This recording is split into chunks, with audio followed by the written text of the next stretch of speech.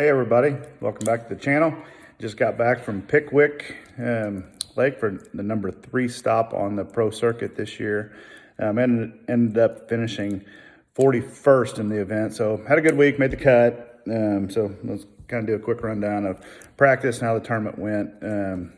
So going into this tournament, I didn't, the entire lake of Pickwick can be good.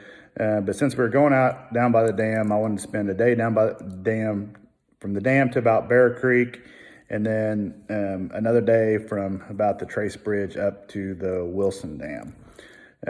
So day one, I put in Yellow Creek down by the dam. Had a decent day.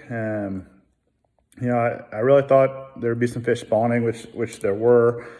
Also got on a little bit of a shad spawn bite on some marina docks that I thought would be okay.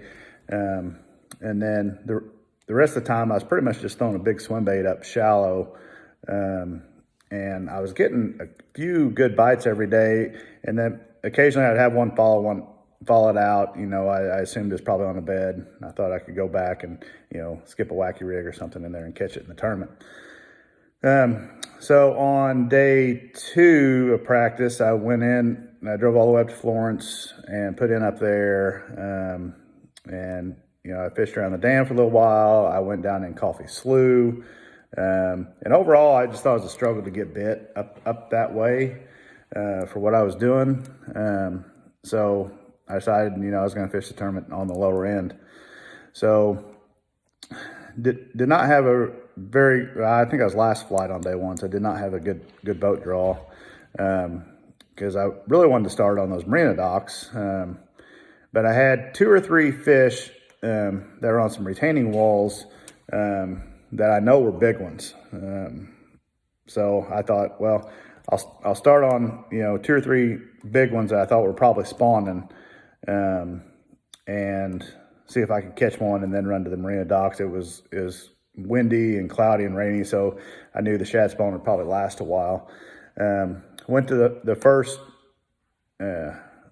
fish.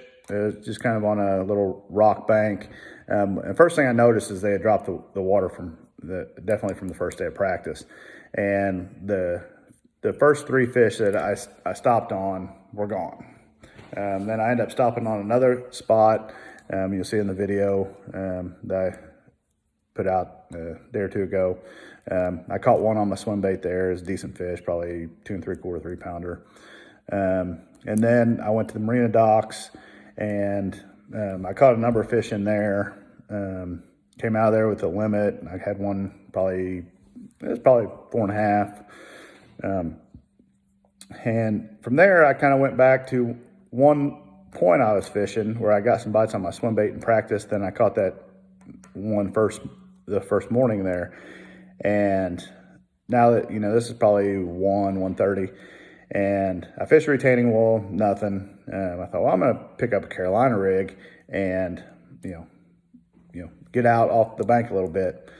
So pull out my Carolina rig. Like the first cast I throw out there, I get hung up and I try to go get it. It won't come out, break it off. So I sit down, I retie, and I had floated about 50 yards. And I stand back up and I look down on my graph, and the Garmin mapping is amazing.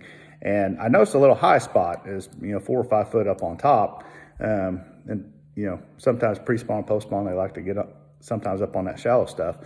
So I fire my Carolina rig out there. First cast, I catch one. Second cast, I catch one. I caught like 6 in a row.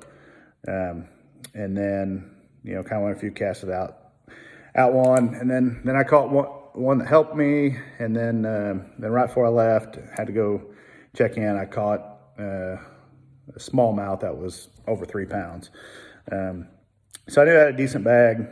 So got to weigh in, had 16.3 on day 1. I can't remember what place, maybe 20 something. I can't remember for sure. So on day 2, it's kind of, I was debating on where to start, whether to start on that shallow little hump where I caught them that afternoon or go back to the marina docks. So I decided to go back to the marina docks because I didn't see anybody else fishing the one spot that I was fishing in the afternoon with the Carolina rig. So I go to the marina docks, and I think I caught one little one, but the shad spawn that had been going on was non-existent. I don't know why. The night was warmer, but for whatever reason, the shad were not up on those docks, and neither were the bass. So immediately, I was in there for probably 15 minutes. I pulled the plug early. I think I made a good decision there. And I go back to my Carolina rig place, and I get there, and there's a boat there. And I knew the guy, and at least he was kind of close to it. And so, I fished the retaining wall point, no bites. And finally, I just asked, I was like, do you care if I fish this spot with you? And, he asked me what I had the day before, and I told him, and I told him I caught, probably at least half of them there, which was true. And he's like, oh, go ahead and come in. So we fished there together for probably an hour. I did catch one keeper there. I know he caught a couple there. And then, I kind of pulled the plug, and I just kind of went practicing, and overall it was a really tough day. And I kept the Carolina rig in my hand. I was just running main lake points. And, I pulled on one point. I caught two keepers off one point, go to another point, catch one, go to another point, catch one. I finally caught my limit. It was like 1 o'clock by the time I caught my limit. And I can't remember if I ever called after that or not. But, it was just a tough day. And, overall, I think I made a good decision, first and foremost, to catch a limit, because, I catch a limit, I'm probably getting paid and probably making the cut. So I weigh in on day 2, and I had 11 pounds, 1 ounce, nothing great. They were just 5 keepers. And so on day 3, my plan was to start on the hump, because I talked to the other angler too. He was going to start there as well, but we worked great together on day 2. We both pull up there on day 3. It really wasn't happening at all. I caught a couple small ones, and at that point there was a local tournament, high school tournament, like 250 or 60 boats. I don't know, it was a bunch. But my whole game plan after that was to put a big swim bait in my hand and just run the bank the rest of the day, and hope to get 5 big bites, because after I weighed on day 2, I dropped to 44th. So at this point, I thought, I can zero, and I'm, the worst I can finish is 50th. So, put a big swim bait in my hand, and, if I go out and catch, 20, pounds, then I make a big jump. And that's pretty much what I did. I stayed down on that lower end. Pretty much all the fish I was catching on that lower end were pre-spawners. And I knew at some point they were going to make a push to the bank. I just didn't know when, whether it be, the last day of the tournament or, the following week. But anyways, that's what I did. I had 4 for 7-11 on day 3. I lost one. Actually, I lost 2 that would help me. There's one fish that there's this one little small tiny pocket, kind of had a wall out in front of it, and I went in this pocket, and kind of on the point, the first day I had a big one hit a swim bait there, never got it. Day 2 I went back, never got a bite, and on day 3, so I go back again, and he rolls on my swim bait again and just never gets it. Throw my wacky rig in there, and just never. She never would bite it. But overall, actually with 7-11, I actually moved up to 41st from 44th, so that was kind of a shock a little bit. But overall, good week. I kind of had, three things going. I was throwing a big swim bait up shallow. But the first day, the majority of my weight, I caught one on a swim bait. And then in the marina docks, I was throwing a 3/8 ounce secret lure swim jig on a 610. It's an older Denali rod. It's an old Denali frog rod, but it's great for when you're skipping around docks and stuff. So that's why I went with the 610 versus a 7.4 or 7 foot. It's just easier to maneuver.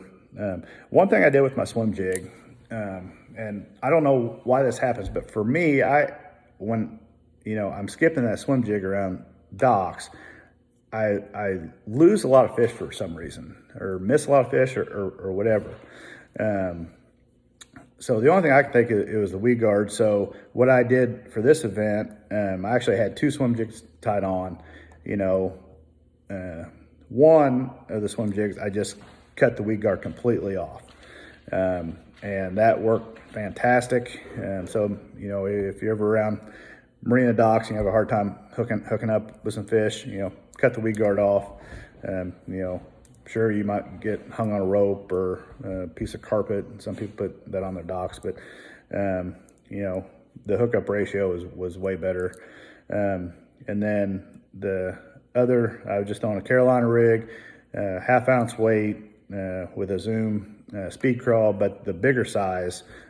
Zoom came out with a bigger size speed crawl this year, and I'm really excited about that because I've caught a lot of fish in the past just on the regular speed crawl and green pumpkin. It's just one of those baits that just get you bites when it's tough. So other than that, good week overall. Good points, got paid, and here in a couple of weeks we'll be heading to Guntersville. Guntersville's always kind of been a thorn in my side. I think out of all the tournaments there, I've only cast check once for whatever reason, but you would think with grass, that's what I like to do, throw chatterbait, swim jig, whatever, rattle trap, that I would do better than what I've done there in the past. So hopefully this time we'll get it figured out. I'm looking forward to going back. It could be a tough tournament. I know while we're at Pickwick, there's a couple guys in the tournament that were saying that, there's a bunch of them spawning over on Guntersville that week. So could be in that little post-spawn funk. My guess is when we get there, there's more likely probably going to be a shad spawn going on. So, early morning will be key. And then, whether fish shallow or deep, because I'm sure there'll be some fish start moving offshore. So anyway, got any questions? Drop a question below, and thanks for watching. Catch you next time.